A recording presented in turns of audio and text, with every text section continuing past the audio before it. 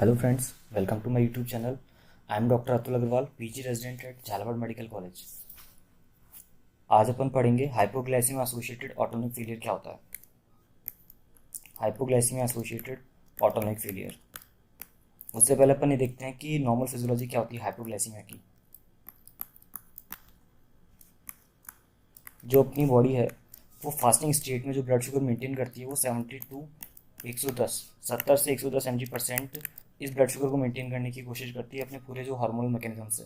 70 से 110 mg/% अपनी normal blood sugar maintain रहती है जो अपन फास्टिंग स्टेट में होते हैं। अपन हाइपोग्लाइसेमिया कब कहते हैं? जब लेस देन 70 mg/% आपका ब्लड शुगर चला जाता है तो अपन उसको हाइपोग्लाइसेमिया बोलते हैं। तो पेशेंट का क्या है, जब 80 mg/% से ब्लड शुगर कम होने लगेगा बॉडी में, तो फर्स्ट डिफेंस मैकेनिज्म जो होगा कि वो इंसुलिन डिक्रीज हो जाएगा। उसका जो एंडोजिनस इंसुलिन प्रोडक्शन है वो कम हो जाएगा। जब पेशेंट का एंडोजिनस इंसुलिन प्रोडक्शन कम हो जाएगा तो उसका ग्लाइकोजिनोलाइसिस बढ़ने लग जाएगा। ग्लाइकोजिनोलाइसिस और glycogen lysis, this will increase the blood sugar levels of the patient. और पेशेंट का वापस शुगर 80 से नीचे जाने के बजाय 80 से ऊपर हो जाएगा और अगेन इस रेंज में मेंटेन होने लग जाएगा। तो ये अपना जो है वो फर्स्ट डिफेंस मैकेनिज्म है हाइपोग्लाइसीमिया के लिए।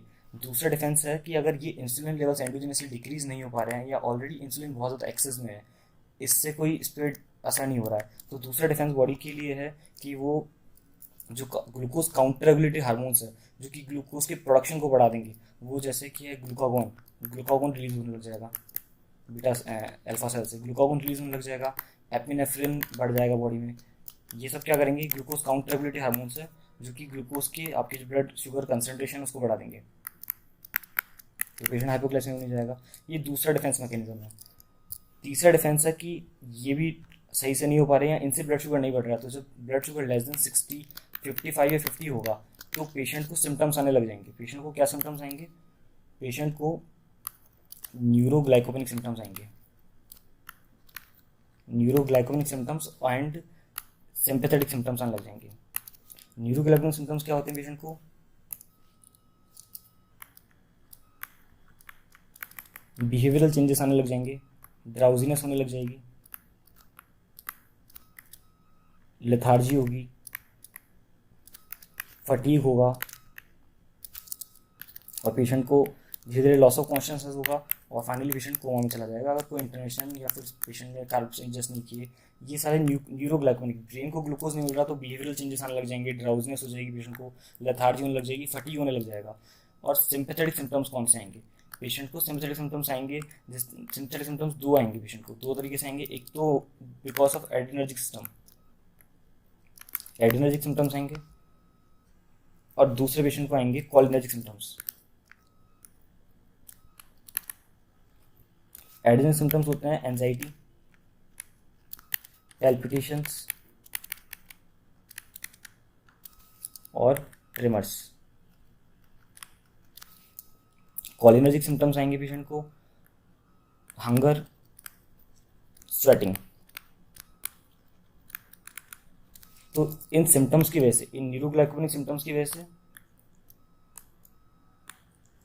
और सिंथेटिक सिम्टम्स की वजह से, इनसे पेशेंट कार्बोहाइड्रेट इंजेस्ट कर लेगा, कुछ खा लेगा तो उसके ब्लड शुगर लेवल्स अगेन बढ़ जाएंगे, तो इस तरह वो हाइपोग्लाइसेमिया में नहीं जाएगा। ये तो नॉर्मल फिजियोलॉजी हाइपोग्लाइसेमिया। जब पेशेंट को हाइपोग्लाइसेमिक सिम्टम्स आने लगेंगे, एक नॉन डायबिटिक पेशेंट को, एक डायबिटिक पेशेंट को हाइड्रोजेनिक हाइपोग्लाइसेमिया की वजह से या और किसी सेप्सिस की वजह से, इन्फेक्शन की वजह से, किसी वजह से जब हाइपोग्लाइसीमिया होगा, फास्टिंग ज़्यादा फास्टिंग रहने की वजह से, तो उसको ये सारे इंटरनल बॉडी मैकेनिज्म्स होंगे, जैसे इंसुलिन का डिक्रीज होना है, ग्लूकागोन का बढ़ना है, एपिनेफ्रिन का बढ़ना है, और न्यूरोग्लाइकोपेनिक सिम्टम्स और सिंथेटिक सिम्टम्स आने लगेंगे, जिसकी वजह से उसका ब्लड शुगर लेवल बढ़ जाएगा। This is normal physiology of the hypoglycemia. अपन पढ़ रहे हैं हाइपोग्लाइसीमिया एसोसिएटेड ऑटोनोमिक फेलियर, मतलब पेशेंट को बार बार हाइपोग्लाइसीमिया हो रहा है। पेशेंट को बार बार हाइपोग्लाइसीमिया इसलिए हो रहा है क्योंकि इसकी ये जो पूरा सिस्टम है, ये जो पूरा सिस्टम अभी मैंने बताया, ये पूरा सिस्टम फेल हो रहा है। ये ऑटोनोमिक फेलियर है, ये ऑटोनोमिक फेलियर है। इसलिए अपन ने डिजीज अपन ने कही है, ये अपन ने कही है hypoglycaemia associated autonomic failure, hypoglycaemia associated autonomic failure और half.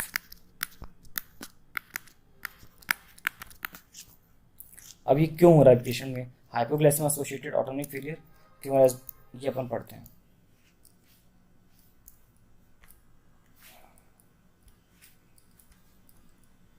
Hypoglycemia associated autonomic failure की खास बात क्या है? ये रिवर्सिबल डिसऑर्डर है। ये ऑटोनोमिक न्यूरोपैथी की वजह से नहीं है। जो क्लासिकल डायबिटिक ऑटोनोमिक न्यूरोपैथी होती है वो इरिवर्सिबल और स्ट्रक्चरल डिसऑर्डर होती है, लेकिन ये जो डिसऑर्डर है वो रिवर्सिबल है। अब डिसऑर्डर होता क्या है, उसकी क्या क्लिनिकल प्रेजेंटेशन होती है। इस डिसऑर्डर में पेशेंट को सडन लॉस ऑफ कॉन्शियस आएगा। सडन लॉस ऑफ कॉन्शियस में मतलब ऑटोनॉमिक फेलियर है तो उसको वो सिम्टम्स नहीं आएंगे जो कि उसको आने चाहिए थे। ट्रेमर्स, एंजाइटी, पैल्पिटेशंस होना, हंगर होना, वो सिम्टम्स नहीं है पेशेंट को। सडन लॉस ऑफ कॉन्शियस में पेशेंट चला जाएगा आपका, पेशेंट को कॉन्शियस लॉस हो जाएगी, पेशेंट सीधे ड्राउजी होकर बेहोश हो जाएगा। दूसरा, पेशेंट को ड्राउजीनेस हो सकती है, लेकिन लॉस ऑफ कॉन्शियस के अटैक आएंगे, रिपीटेड अटैक्स आएंगे। न्यूरोग्लाइकोनिक सिम्टम्स पेशेंट की कब आ जाएंगे, जब आप पेशेंट की शुगर करोगे तो ये शुगर आएगी लेस देन 50 mg/%।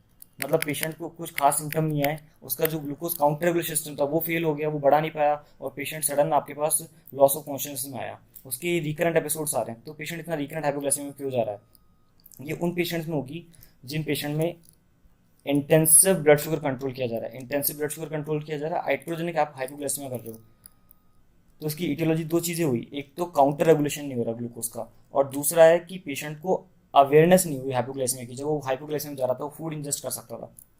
तो दो चीज़ें हैं, एक तो डिफेक्टिव काउंटर रेगुलेशन और दूसरा है हाइपोग्लाइसेमिया अनअवेयरनेस। अभी पेशेंट को डिफेक्टिव ग्लूकोज काउंटर रेगुलेशन क्यों हो रहा है। डिफेक्टिव ग्लूकोज काउंटर रेगुलेशन इसलिए हो रहा है क्योंकि एंडोजिनस इंसुलिन डेफिशिएंसी है।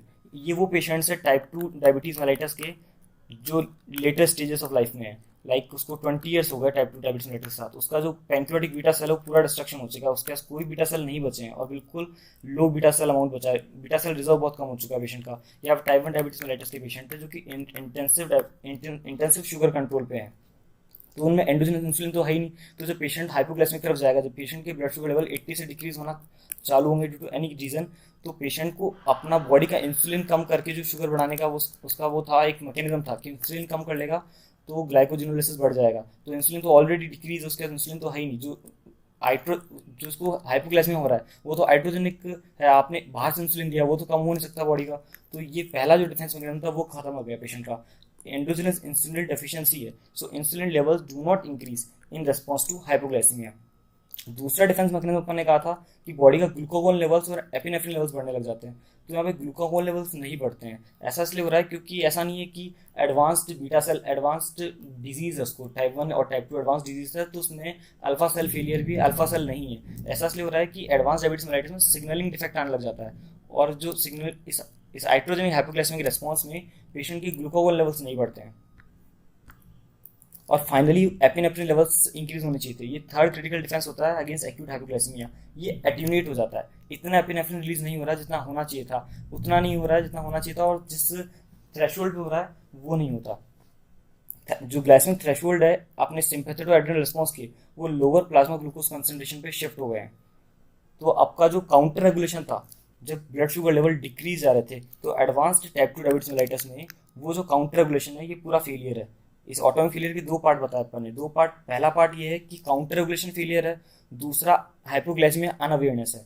तो पहला अपन ने पढ़ा कि पेशेंट का glucose defective glucose counter regulation है, एंडोजिनस इंसुलिन पेशेंट में है ही नहीं, तो वो इंसुलिन लेवल डिक्रीज कैसे करेगा, हाइपोग्लाइसेमिया हो रहा है तो उसको अपने इंसुलिन लेवल्स को कम कैसे करेगा। दूसरा, उसके ग्लूकागोन लेवल्स इंक्रीज नहीं होंगे, और तीसरा है कि एपिनेफ्रिन लेवल्स भी इंक्रीज नहीं हुए। तो ये हो गया अपना डिफेक्टिव काउंटर रेगुलेशन। दूसरा पॉइंट है पेशेंट को हाइपोग्लाइसेमिया अनअवेयरनेस है। हाइपोग्लाइसेमिया अनअवेयरनेस का मतलब क्या है, loss of the warning adrenergic and cholinergic symptoms that previously allowed the patient to recognize the hypoglycemia, and वो उस हाइपोग्लाइसेमिक एपिसोड को अवॉइड कर सकता था कुछ कार्बोहाइड्रेट वगैरह इंजेस्ट करके। तो ये हाइपोग्लाइसेमिया अनअवेयरनेस क्यों हो रही है, इस बात के लिए अपन एक चीज़ देखते हैं कि जो पेशेंट पुअरली कंट्रोल डायबिटीज़ होता है, पेशेंट जो पुअरली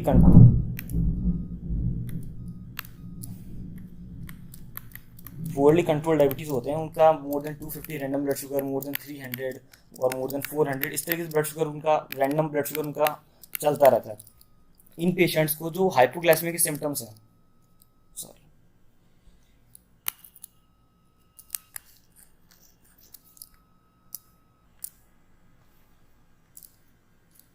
इन पेशेंट को जो हाइपोग्लाइसेमिक सिम्टम्स हैं वो 90 100 mg%, मतलब इनका ब्लड शुगर लेवल जब 90 या 100 mg जो कि नॉर्मल रेंज में है, इतना ड्रॉप होगा, 80 तक ड्रॉप होगा, तो पेशेंट को न्यूरोग्लाइकोनिक सिम्टम्स आने लग जाएंगे, पेशेंट को एड्रेनर्जिक और सिंपैथेटिक सिम्टम्स आने लग जाएंगे, लाइक ट्रेमर्स होना, एंजाइटी होना, पैल्पिटेशंस होना, ड्राउजीनेस होना, चक्कर आना, ये सारे सिम्टम्स आने लग जाएंगे। तो पेशेंट कार्बोहाइड्रेट इंजेस्ट कर लेगा। ये पुअरली कंट्रोल डायबिटीज मेलाइटिस में, तो ये थ्रेश अपन ने देखा जो थ्रेशोल्ड 60, 70 और 50 पे आ रहे थे, वो थ्रेशोल्ड 90 और 100 पे शिफ्ट हो गए, क्योंकि पेशेंट का डायबिटीज पुअरली कंट्रोल है और blood sugar levels already high पड़े हैं।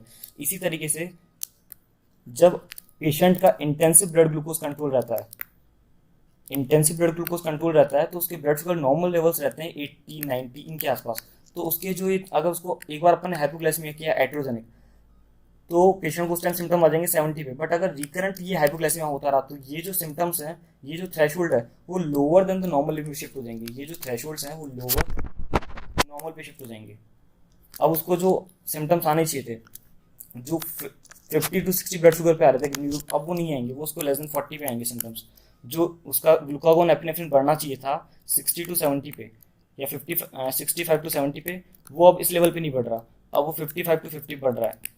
तो ये lower than the normal shift हो गया। जिस तरह पुअरली कंट्रोल डायबिटीज में ये level higher than the normal पे शिफ्ट हुए थे, उसी तरीके से इंटेंसिव ब्लड शुगर वाले पेशेंट में ये levels lower than the normal पे थ्रेशोल्ड पे शिफ्ट हो गए, जिसकी वजह से पेशेंट को क्या हो रहा है, हाइपोग्लाइसेमिया हो रहा है। उसकी जो सिंपैथेटिक एड्रेनर्जिक मैकेनिज्म है वो एट्यूनेट हो गया।